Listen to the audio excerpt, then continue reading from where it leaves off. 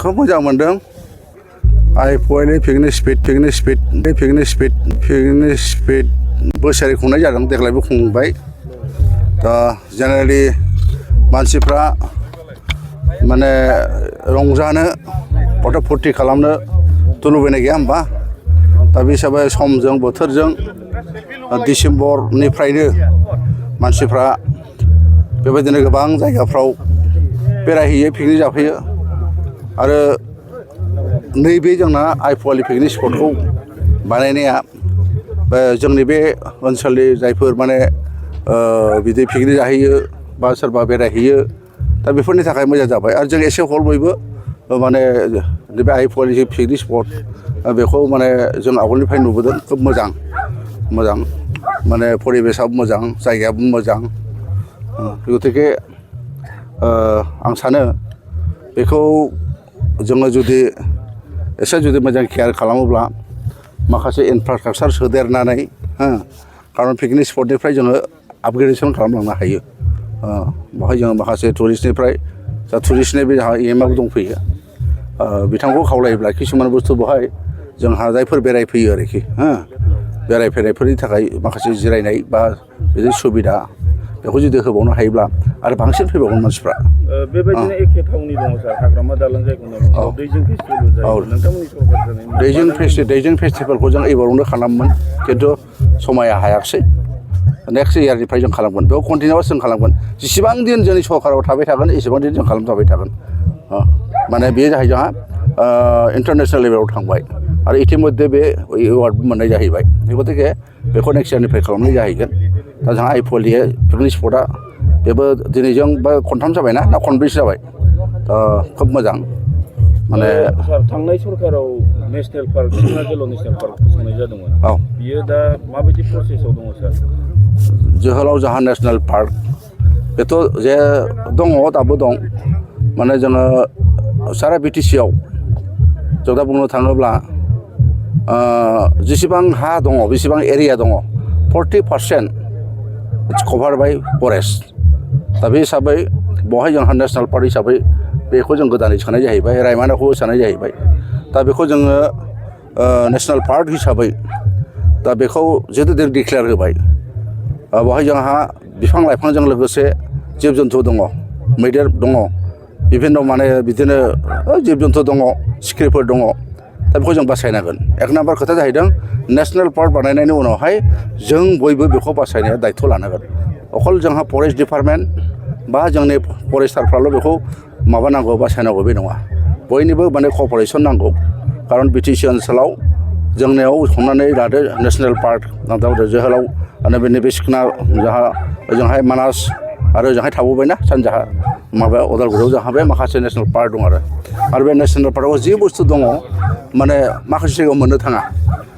जेरै बाटारफ्लाइनि खोथा बुङो होमबा बेफोरखौबो जों दस्रायाव नुनो मोना आरो माखासे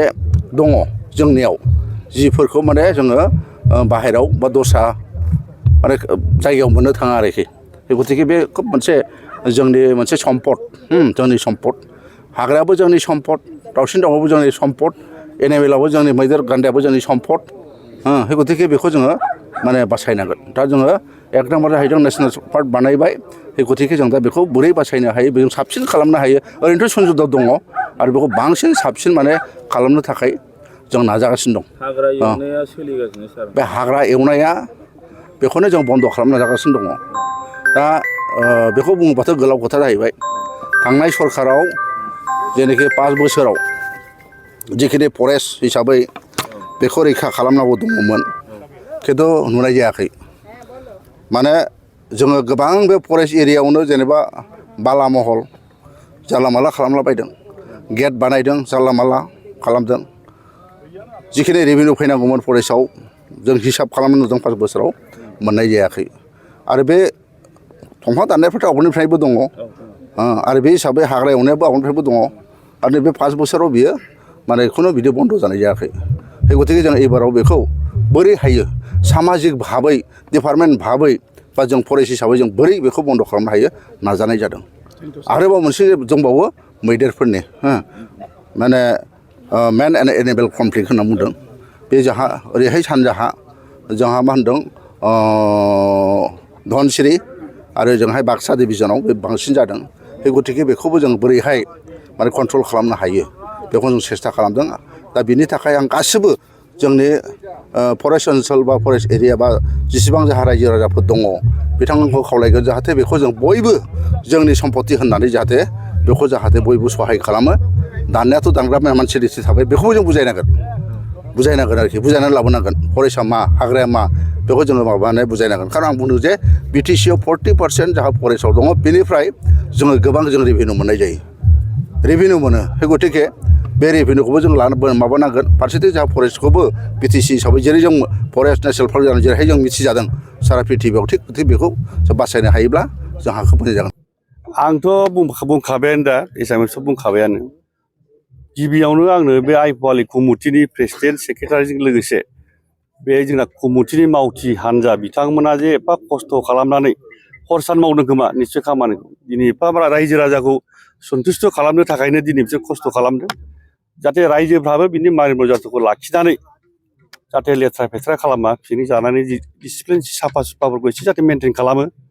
आरो आं जिथु इउथ बिसेसकै आं इउथखौ खावलायगोन लोंला जाला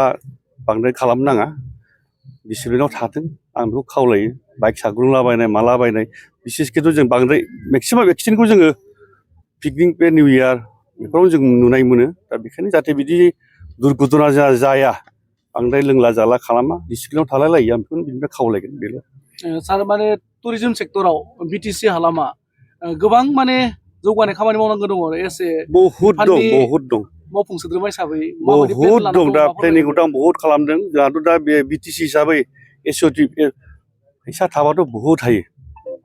दा नों मावनाय जेसेबां फैसा नांगौ जों दा जोंहा बिटिसि हिसाबै जिथु जोंनि एसअपिडि फान्ड फैसा फैयो बे जथेस्थ' नङा दा आं बहुद सालायजारि नायबाय सेन्ट्रेलनिफ्राय जों माबा मोनसे गिदिर मोजां टुरिजम प्लेस इक' स्पट बिदि माबा माबि लाबोनो हायो नामा बेखौ अलरेडि आं प्रसेस खालामगासिनो दा आंबो बावखायाखै बेखौ डिपार्टमेन्टखौ आखायाव मोननाया आरो आं आसा खालामदों आं बिराद मावनो हागोन जथेस्थ' साहस दं हागोन टुरिजम सेक्टरखौ आं बहुद गोजौआव लांनो हागोन बायदि मोनदों 5 बोसोर जुदि आं मावनो हायोमोन हागोन आं दा बुंबाथ' बुंजोबनो हाया बहुद दं आं मा खालामनो नागिरदों बेल' आरो बुस्थुआ हायो